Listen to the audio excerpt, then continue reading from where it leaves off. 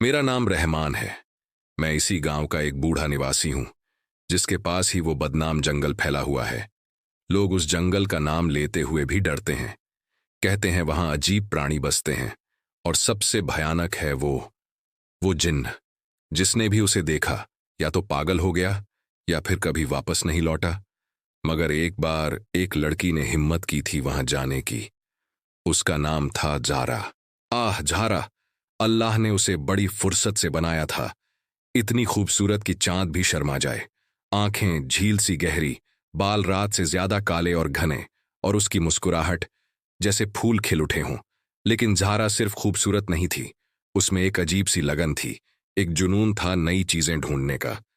वो डरती नहीं थी, या शायद उसका शौक उसके डर पर हावी था। एक दिन गांव में बात फैली कि जंगल के सबसे गहरे हिस्से में एक अनोखा नीला फूल खिलता है, जो सिर्फ पूर्णिमा की रात को ही नजर आता है। कहते थे उस फूल में जादू था, हर बीमारी दूर कर देता था। झारा की नानी कुछ अरसे से बीमार थीं, और झारा ने ठान लिया कि वो यह फूल लाकर रहेगी। हम सब ने उसे बहुत रोका। मैंने खुद उसे समझाया, बेटी वो जंगल मामूली नहीं, वहां इंसान का जाना मौत को दावत देना है। वहां वो रहता है, वो जिन्न। मगर झारा कहाँ मानने वाली थी। उसकी आंखों में एक दृढ़ निश्चय था। उसने कहा, बाबा रहमान, नानी की जान से बढ़कर कुछ नहीं। मैं सावधानी से जाऊंगी और फूल लेकर जल्द लौट आऊंगी। पूनम की रात आई। चांद आसमान पर पूरे तेज से चमक रहा था, लेकिन उसकी रोशनी भी जंगल के अंधेरे को चीर नहीं पा रही थी। झारा ने कुछ जरूरी सामान लिया, अल्लाह का नाम लिया, और चुपके से जंगल की तरफ निकल पड़ी। मैं चिंता के मारे सो न सका। एक अजीब सी बेचैनी थी दिल में। मैं भी लाठी उठाकर जंगल के किनारे तक गया, झारा को देखने, रोकने की एक आखिरी कोशिश करने, मगर वो जा चुकी थी। झारा जंगल में अंदर गई। पहले तो सब ठीक था, पेड़ों के पत्तों से छनकर आती चांदनी, झींगुरों की आवाजें। लेकिन जैसे जैसे वो अंदर जाती गई, माहौल बदलने लगा। हवा सर्द हो गई, पेड़ों के साए और गहरे और डरावने लगने लगे। अजीब और गरीब आवाजें आने लगीं, कभी किसी जानवर के गुर्राने की, कभी जैसे कोई फुसफुसा रहा हो। झारा का दिल धक धक करने लगा, मगर नानी का चेहरा याद करके वो आगे बढ़ती रही। काफी अंदर जाने के बाद उसे वो जगह मिली, एक छोटी सी खुली जगह जहां चांदनी सीधी पड़ रही थी।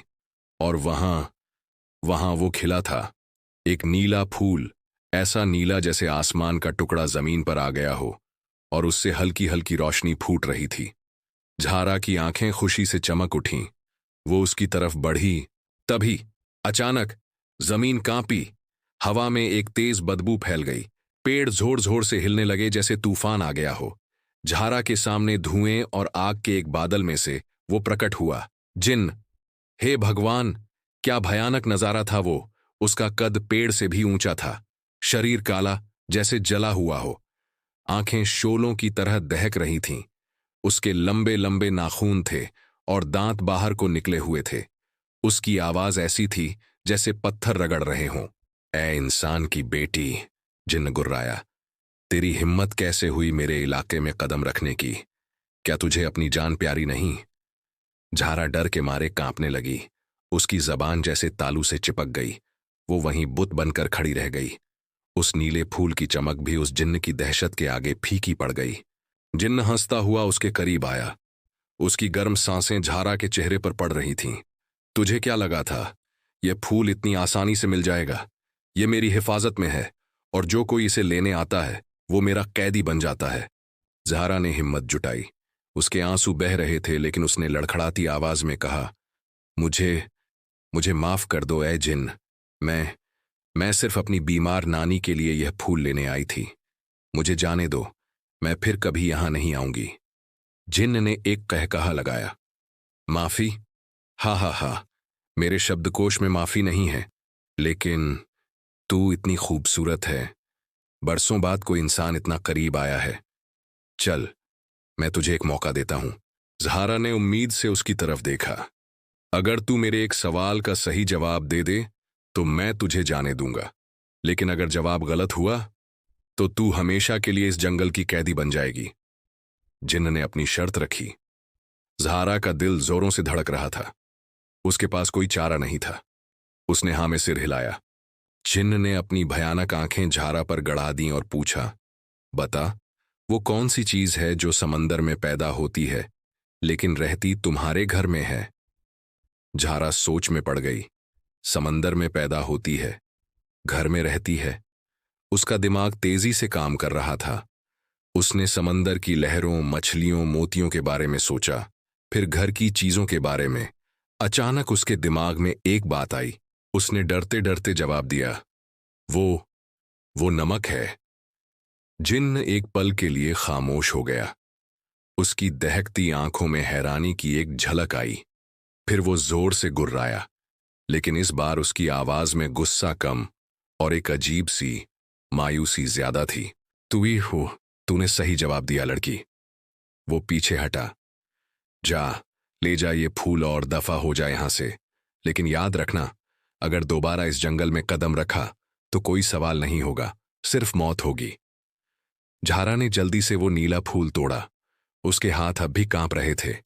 उसने पीछे मुड़कर भी नहीं देखा और जितनी तेजी से भाग सकती थी, जंगल से बाहर की तरफ भागी। उस जिन्न की आवाज उसके कानों में गूंज रही थी। मैं जंगल के किनारे उसका इंतजार कर रहा था। जब मैंने झारा को जंगल से लड़खड़ाते हुए निकलते देखा, मेरी जान में जान आई। वो फूट फूट कर रो पड़ी। उसने मुझे सारी कहानी सुनाई। उस रात के बाद ज़ारा फिर कभी उस जंगल के करीब भी नहीं गई। वो फूल उसने अपनी नानी को दिया और अल्लाह के करम से उसकी नानी ठीक हो गई। लेकिन उस रात का खौफ ज़ारा की आंखों में हमेशा के लिए बस गया। और हम गांव वाले, हम उस जंगल से और भी ज्यादा डरने लगे, क्योंकि अब हमें यकीन हो गया था कि वहां वाकई वो भयानक जिन्न रहता है, जो शायद आज भी उस नीले फूल की हिफाजत कर रहा है या किसी और भटके हुए मुसाफिर का इंतजार कर रहा है।